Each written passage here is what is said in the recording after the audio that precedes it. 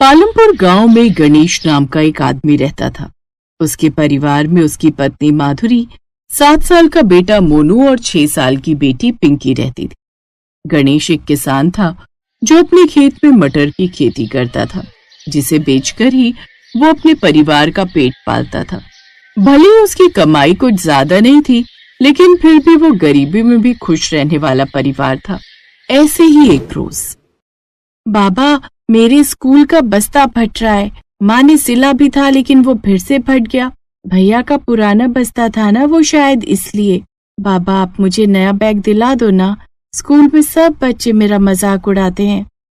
हमारी बिटिया को नया बस्ता चाहिए। ठीक है, इस बार की फसल से जो भी कमाई होगी ना, तो मैं तेरे लिए नया बस्ता ले आऊंगा। तो बस अपनी पढ़ाई लिखाई अच्छे से करना, अच्छा, और खूब नाम रोशन करना अपने बाबा का।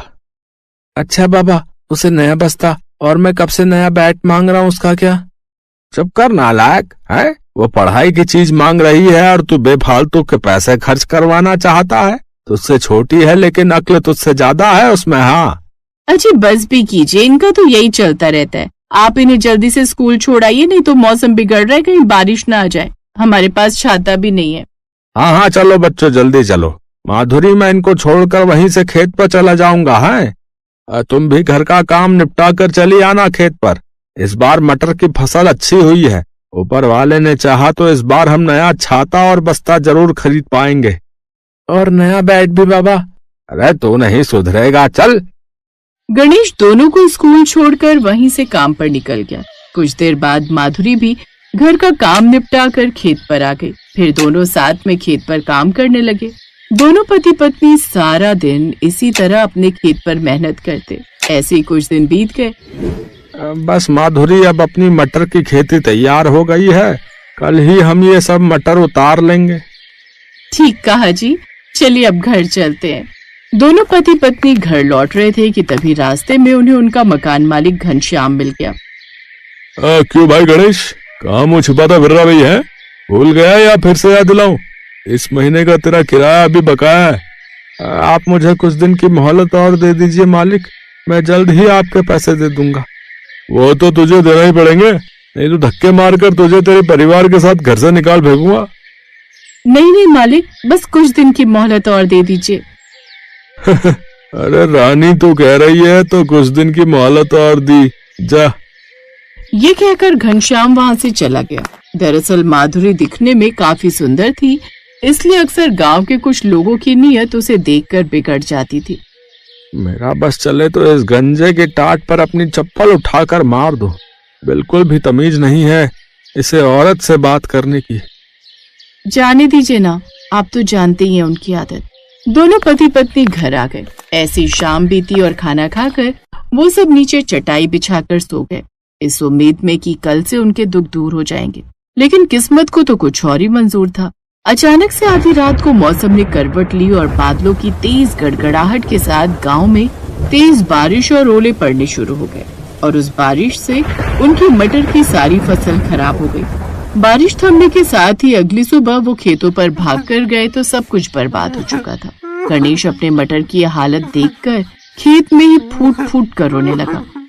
ए भगवान, अब हम बर्बाद हो गए। तो हम गरीबों की जिंदगी जीते जी क्यों नरक बना देता है भगवान। अब मैं अपने बच्चों की ख्वाहिशें कैसे पूरी करूंगा। माधुरी काफी हिम्मत वाली थी। उसने गणेश को हौसला दिया और उसे अपने साथ घर ले आई। देखिए, कुदरत के आगे कहाँ किसी की चली है। अब जो नसीब में लिखा था वो तो होना ही था। अब आप हिम्मत रखिए, ऊपर वाले की मर्जी से ये सब हुआ है तो उसने जरूर हमारे लिए कुछ न कुछ अच्छा ही सोचा होगा। अपनी फसल खराब होने से गणेश पूरी तरह से टूट चुका था। हफ्ते भर बाद घनश्याम अपने कुछ गुंडों के साथ उनके घर पहुंच गया। अब तो तू बर्बाद हो गया, तेरे तो खुद ही खाने के लाले पड़े हैं और तू मेरा किराया क्या ही देगा। इसीलिए अभी के अभी तुम सब निकलो यहाँ से। मालिक ऐसा ना करो, पहले ही हम काफी दुख में हैं, ऊपर से बाहर बारिश भी है। ऐसे में मैं अपने बीवी बच्चों के साथ कहाँ जाऊंगा। तू अपने पिल्लों को लेकर जा मर्जी जा, लेकिन हाँ रानी, अगर तू चाहे तो तू मेरे साथ रह सकती है। कसम से तुझे हमेशा खुश रखूंगा। अगर अगली बार तेरे मुंह से ये बात सुनी ना तो चप्पल से ऐसी कुटाई करूंगी कि जो थोड़े बहुत बाल है वो भी नहीं बचेंगे। और तू क्या निकालेगा? हम ही जा रहे हैं घर छोड़कर। मम्मी मैं तो कहता हूँ ये मिर्च का डब्बा इसकी आंखों में उड़ेल दो, बुड्ढा खुसट कहीं का। ए तेरी तो। ए खबरदार, जो मेरे बच्चों को हाथ भी लगाया, नहीं तो दोनों हाथ उखाड़कर ऐसे फेंकूंगी कि एक कश्मीर में जाकर गिरेगा और दूसरा सीधा कन्याकुमारी में। माधुरी अपने पति और बच्चों के साथ वहां से चली जाती है। कुछ देर बाद तेज हवा चलने लगती है, जिसके बाद बरसात शुरू हो जाती है।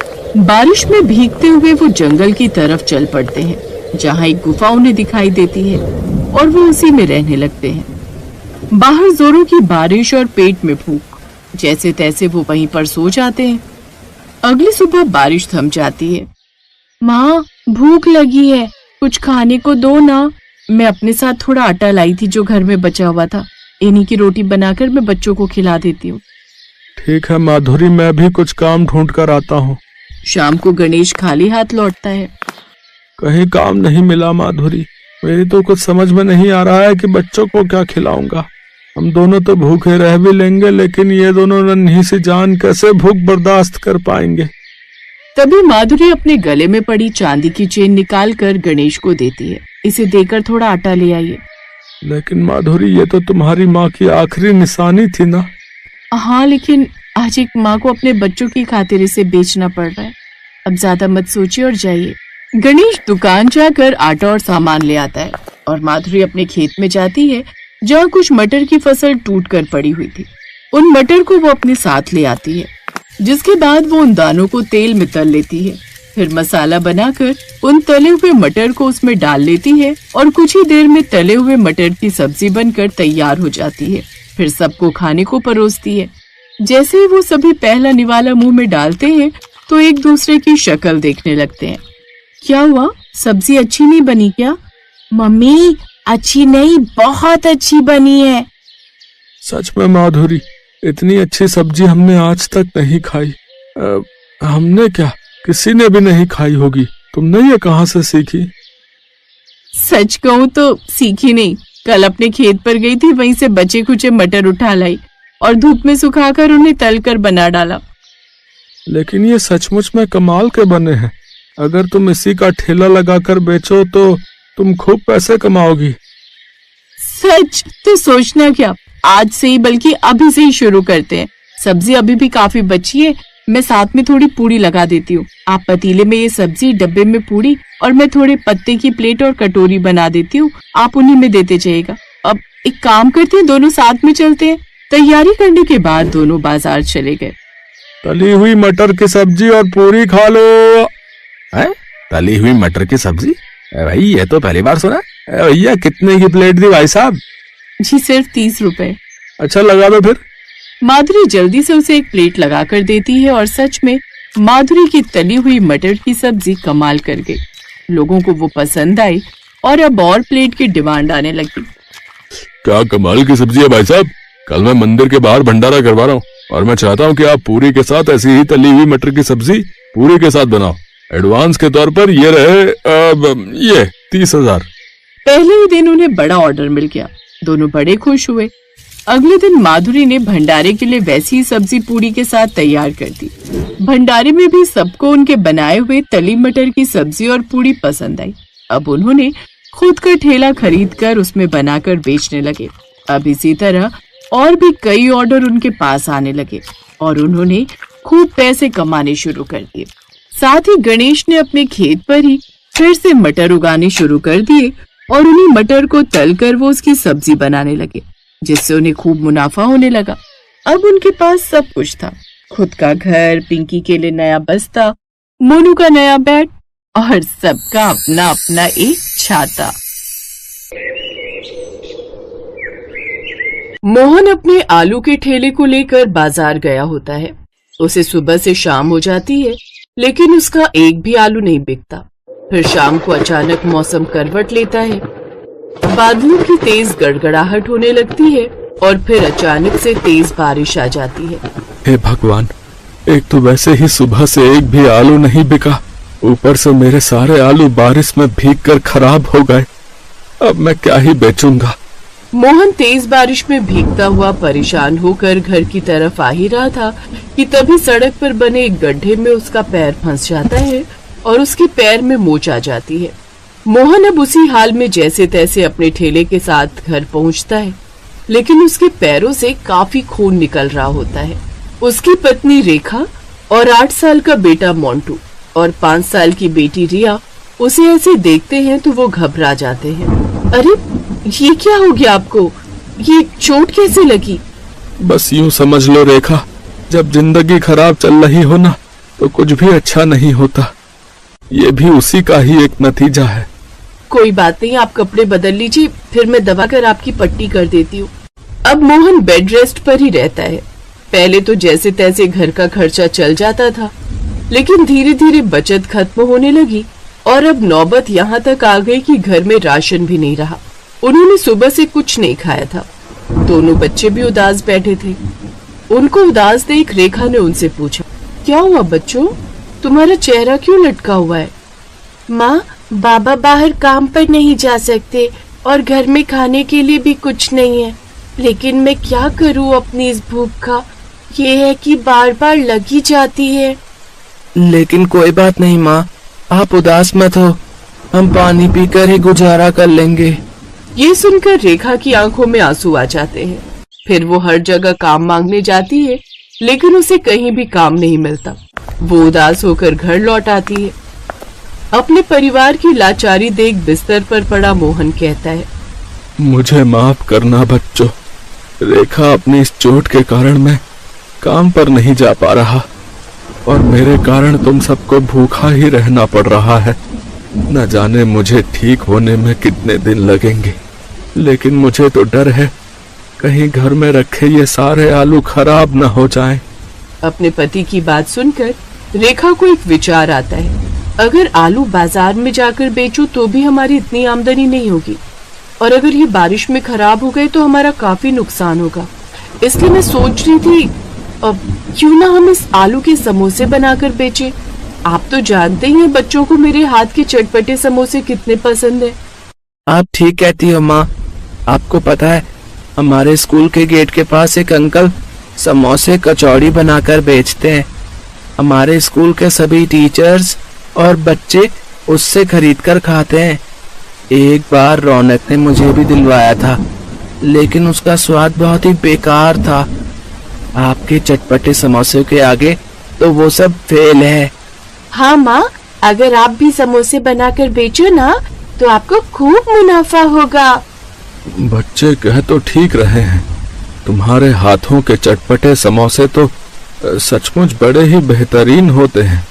उन सब की बात रेखा को पसंद आ जाती है और वो अपनी चांदी की माला सुनार को बेचकर कुछ पैसे ले आती है। फिर उससे जरूरत का सामान खरीदती है। फिर अगले ही दिन उन आलू के चटपटे समोसे और साथ में खट्टी मीठी चटनी बनाकर वो बाजार में बेचने चली जाती है।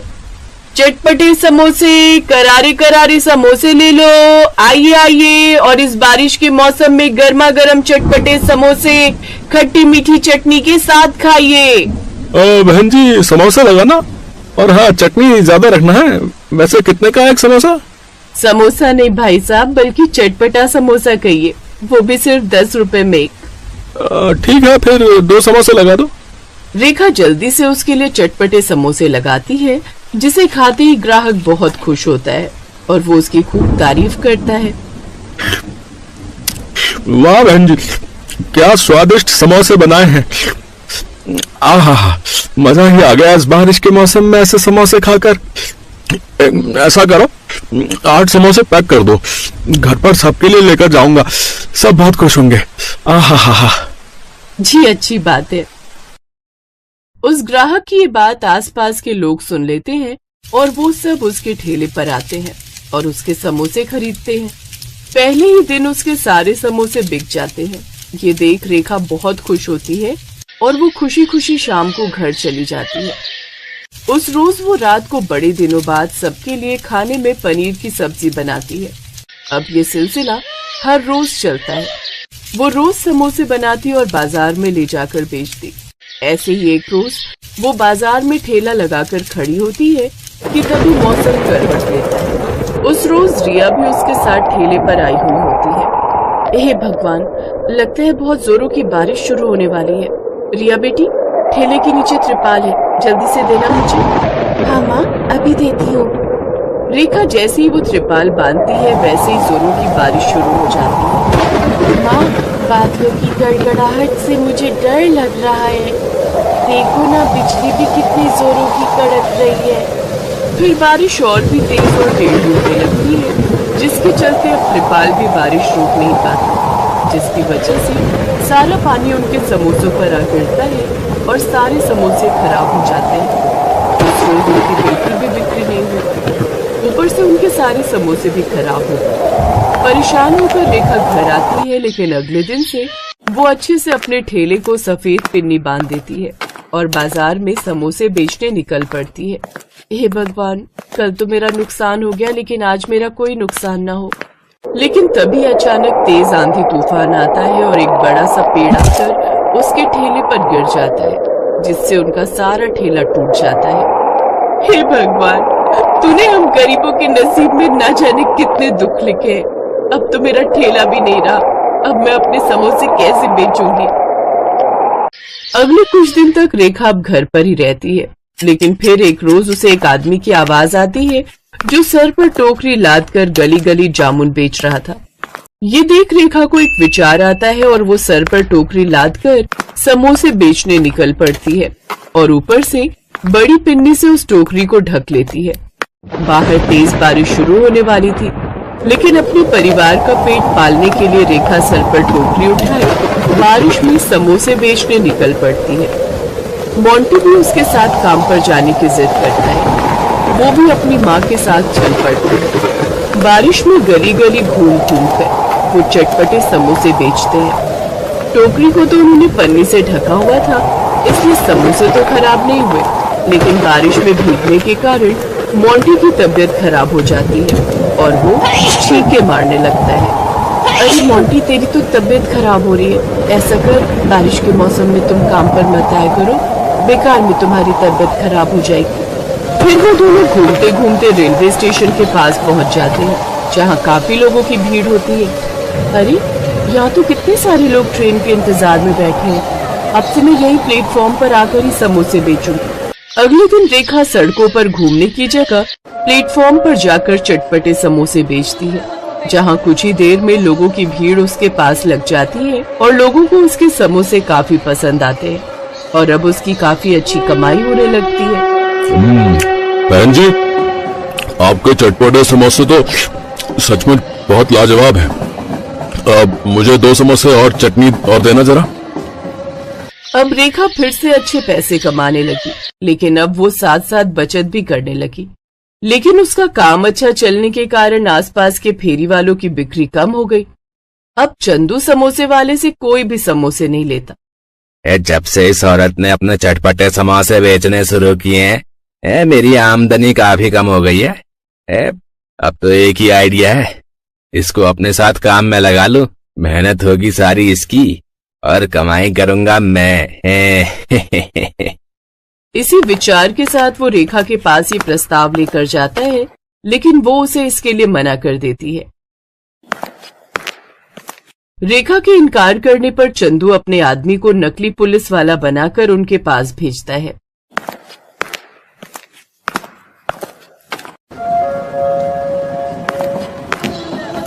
चलो यहाँ से, अब से तुम यहाँ समोसे नहीं बेचोगी। लेकिन क्यों साहब, मैं तो बराबर यहाँ ये लगाने का टैक्स भरती हूँ। लेकिन तभी वहाँ असली पुलिस वाला आ जाता है, जो कि रेखा के ठेले पर रोज समोसे खाने आता था। वो उस आदमी को नकली पुलिस वाला बनने के जुर्म में अरेस्ट कर लेता है। माफ कर दो साहब, ये सब मैंने चंदू हलवाई के कहने पर किया था। फिर पुलिस उन दोनों को गिरफ्तार कर लेती है। अब रेखा बिना किसी डर के समोसे बेचने लगती है। कुछ दिनों बाद मोहन भी पूरी तरह ठीक हो जाता है और वो भी उसकी इस काम में मदद करने लगता है। अब दोनों पति पत्नी मिलकर खूब मेहनत करते हैं और खूब पैसे कमाते हैं और अपने लिए एक बड़ा पक्का घर बनवा लेते हैं, जिसमें हर सुख सुविधा होती है। इस वीडियो को लाइक करें, हमारे चैनल को सब्सक्राइब करें, बेल आइकन जरूर प्रेस करें हमारी न्यू वीडियो सबसे पहले देखने के लिए।